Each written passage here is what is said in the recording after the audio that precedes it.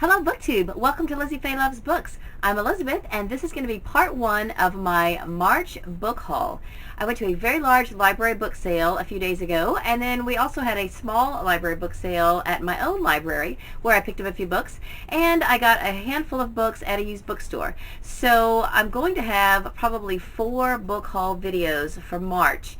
And I wanted to show you the Cozy Mysteries first. This one I think I actually got right at the end of February, and I can't even remember now where I got it. But this is a first in a quilting series. It's called Annie's Quilted Mysteries, and it's called a Patchwork Murder. It's apparently the first in this series, and I always pick up anything that has anything to do with quilting because I know that I will probably enjoy it, and my sister will enjoy it as well. This is by Jan Fields. Now, I looked this series up on Goodreads, and the information is kind of sketchy. So I'm thinking maybe this is a self-published series, and so there's not a lot of information about it on Goodreads, and I don't know if I'll be able to find any more of these, but I still thought since it had to do with quilting, I should go ahead and pick it up. Now, at my public library, where I used to be the book sales chairman, we have, every year in March, we have a March Mystery Madness sale. In fact, I came up with the title March Mystery Madness to use as a promotional tool for our March book sales at our library. So we just had our March Mystery Madness sale, and we had a lot of mysteries out available for sale, and of course I had to shop and find a few cozy mysteries for me to bring home, and I found Faux Finished. I'm so excited because I had picked up books 2 and 3 in this series, and there's only 3 books in the series, so now this is the first one, and these are by Peg Marburg, and they are interior design mysteries. So now I have all 3 and I can read them. This is called A Flicker of Doubt by Tim Myers. This is a candle making mystery, and it says there are candle making tips included. This is called What the Cat Dragged In by Gilbert Morris. It says it's a feline mystery, and I'm familiar with Gilbert Morris because he is a Christian author. So I'm excited that this is probably a Christian-based book, and it is about cat detectives. So I am thrilled to get this book. And then this is called A Holiday Yarn by Sally Goldenbaum, and this is one of the Seaside Knitters mysteries. I have the first one in the series, and I'm not sure where this one falls in the series, but it's a beautiful book, and I thought I should go ahead and get it. I got 2 mysteries by Leslie O'Kane.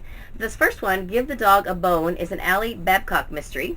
And the second one is The School Board Murders, and this is part of the Molly Masters series, and I already have another from this series called, I think it's called Death of a PTA Goddess.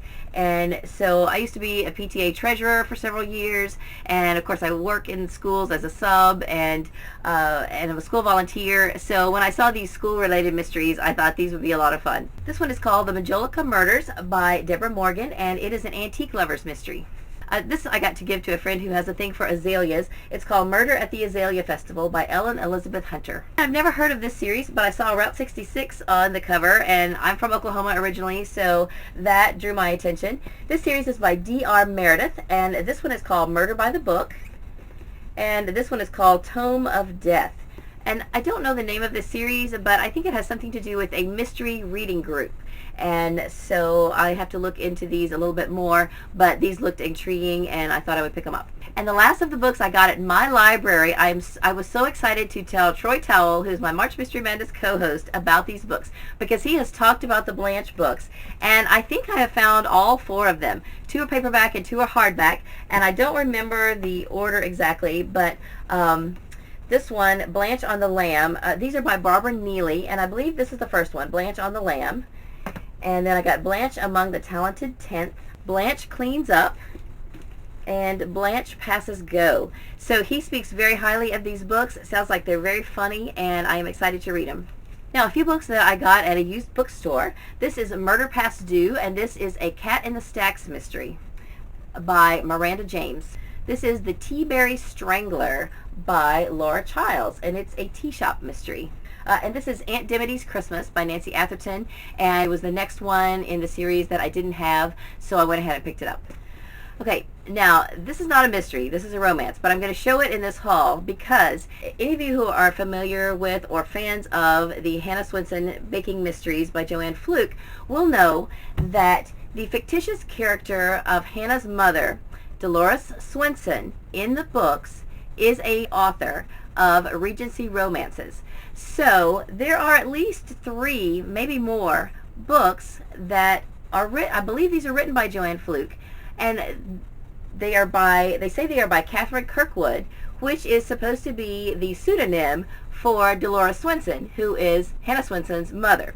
So I finally found one. I have been looking for them for a while, and I finally remembered the last time I was at the used bookstore that they have a lot of romances, and they're all organized and categorized very well. So it made it very easy to find. As soon as I told the owner what I was looking for, she showed me exactly the right shelf, and they had one of them. This is A Townhouse for Tessa, and again, it says it's by Catherine Kirkwood, but I believe that this is Joanne Fluke writing as Dolores Swenson, who is a fictitious character in the Baking Mysteries. So I don't know if that makes sense, but I thought if you are a fan of that series, you might be like me, and you might be curious to pick up one of these books.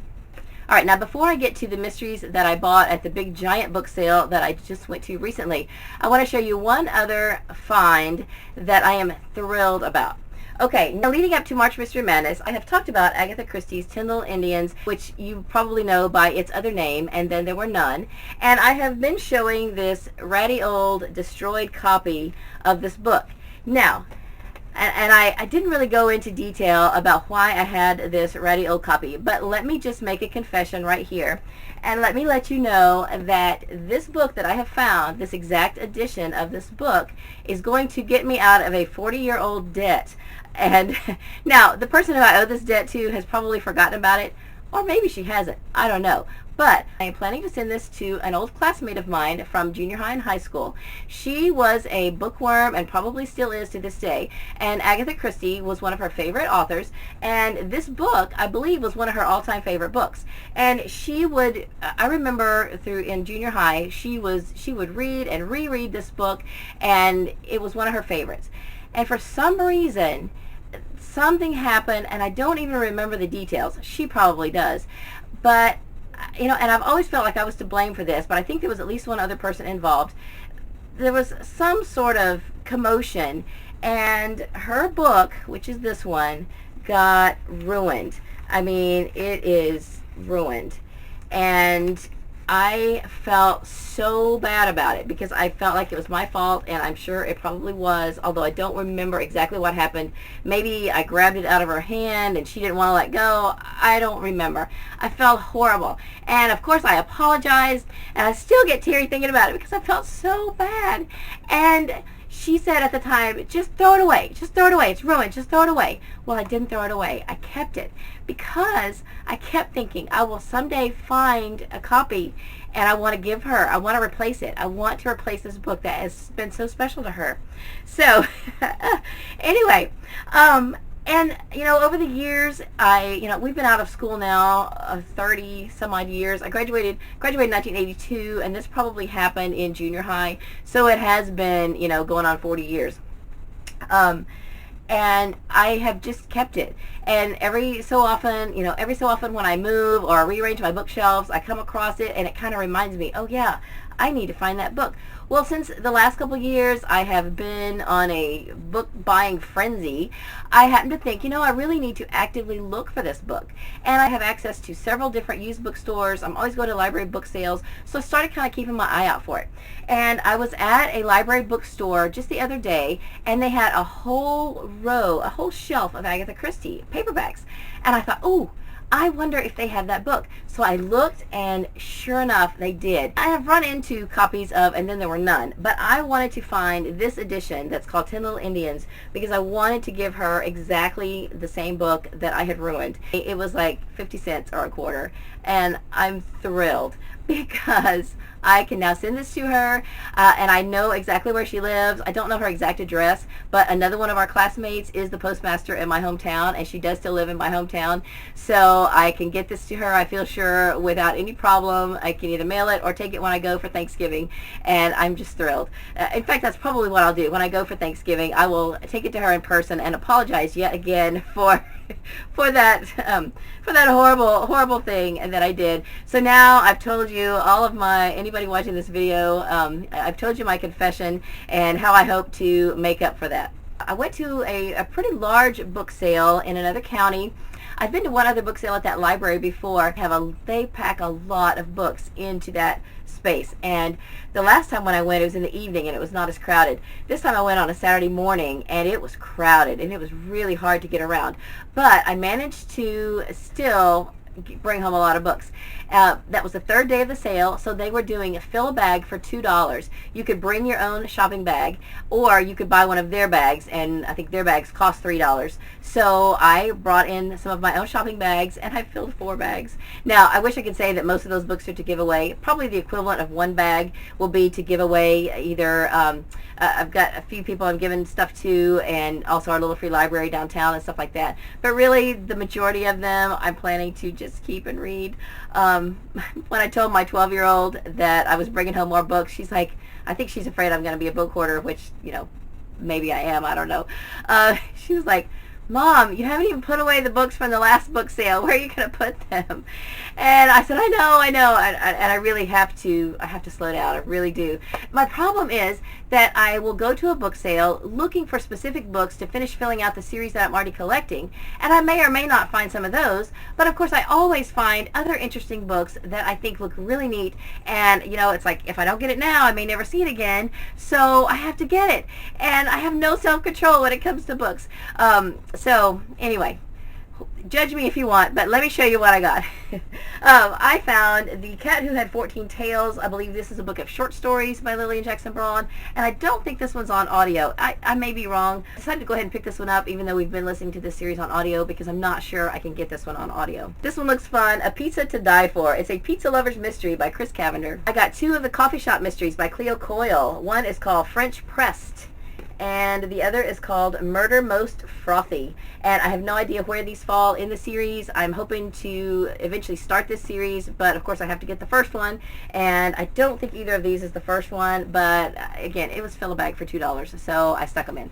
Again, another series I have not heard of. This one is called A Novel Idea Mystery called Buried in a Book by Lucy Arlington, and this is apparently the first in a series. And since I love paper crafting, I had not seen this mystery series before. These are Stamping Sisters mysteries. This one is called Inked Up, and they're by Terry Thayer, and apparently this one is a Halloween theme. And this one is called False Impressions, and it appears to be a wintertime theme. And then I got a few hardbacks. This one I was excited to get because the subtitle of this one says it is The Carhenge Mystery, a Western story. Well, my husband and I have been to Carhenge. It's like Stonehenge, but it's made from cars, and it's in Nebraska. We were on a trip across country several years ago, and he just saw the sign. He was driving and randomly saw this sign, and he says, Carhenge, what's that? Well, he's a car buff anyway, so of course we had to stop, and it was really fun. And this is called A Title to Murder. It's by James C. Work. Now, talk about an underhyped book. I looked this up. This was published in 2004, and it must be self-published because there is not one single rating for this on Goodreads at all. Not a single review, not a single rating. So I plan to read it, and I will be doing a review of it at some point. So maybe I will save it for the next Underhyped Books challenge, because this, talk about underhyped, it's no hyped. So anyway, but I'm excited to read it. This looks fun. Please Do Not Feed the Cat by Marion Babson. And I can't tell if this is part of a series or not, but it is a large print book, which as my eyes get older, I am enjoying large print sometimes, so I didn't mind that it was large print. I think I will enjoy reading it. Sometimes you just have to get a book because the title is amazing. This is The Case of the Deadly Butter Chicken by Tarquin. I don't know if it's Tarquin Hall or Tarquin Hall. It is a Vishpuri mystery. It looks like it's an Indian theme. And so, you know, the title, really, that's enough said. I decided to pick up this Maggie Sefton book. It's one of the ones I have not read. Up to now, I've been just reading these from the library, and I've been sending copies to my sister as I find them. She already has this one. This is Cast On, Kill Off, and I'm not sure what number this is, but again, fill a bag for $2, so I picked it up. Another one called Killer Calories. This is by G.A. McKevitt. It is a Savannah Reed mystery, and it looks to be some sort of food mystery. I've been collecting the Large House mysteries in paperback, but I already do have one other hardback, and so I decided to go ahead and get this one. It's Frill Kill. I don't know. I may give these to my husband to sell on eBay. He's already sold one of the Tea Shop mysteries on eBay that I got in hardback, so I don't know. I've been having a harder time finding the scrapbooking mysteries in paperback, so I probably will hang on to these until I find the paperback replacement, or until I get ready to read them, and just go ahead and hang on to these for now. Speaking of the paperback, paperback mysteries. I have read the first one. This is a bind-up of the first 3. I have the first one and the third one in mass market paperback. I have not been able to find the second one. So I thought, if I want to go ahead and read this, I may as well just go ahead and get this bind-up. But I have some other scrapbooking friends that I will pass this on to that I don't think have any of the books. One particular scrapbooking friend that I'm thinking of that I doubt she has any of the books, but she would probably enjoy reading them. So I will probably eventually give this to her. I got another Monk book. This is Mr. Monk and the Dirty Cop.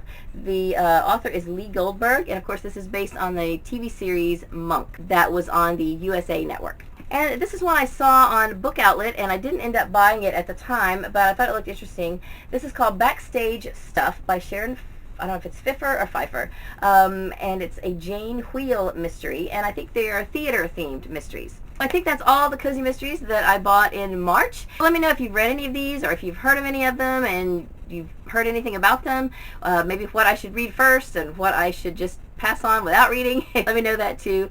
I just think they're fun to collect, and we're having spring break next week, and my father-in-law has given us some new bookshelves. Now it's just a matter of finding where to fit them in to our house. So I'm hoping that over the next few days I will be able to get some of these up on shelves where I can actually see what I have, because right now several of my books are in boxes because I've just been collecting at a faster rate than what I am reading and passing on. So I am promising myself now that as book sale season here is kind of winding down, that I will slow down my book buying and do some more reading. I really need to get busy reading some of these books. And then in the near future I will be posting other book haul videos for March. I will have one of my women's fiction. I will also have one whole haul of nonfiction, and then my middle grade and children's haul. So those will be coming up very soon, I hope. And so be sure to stay tuned. I hope you're having a great day. Read a good book, and God bless you.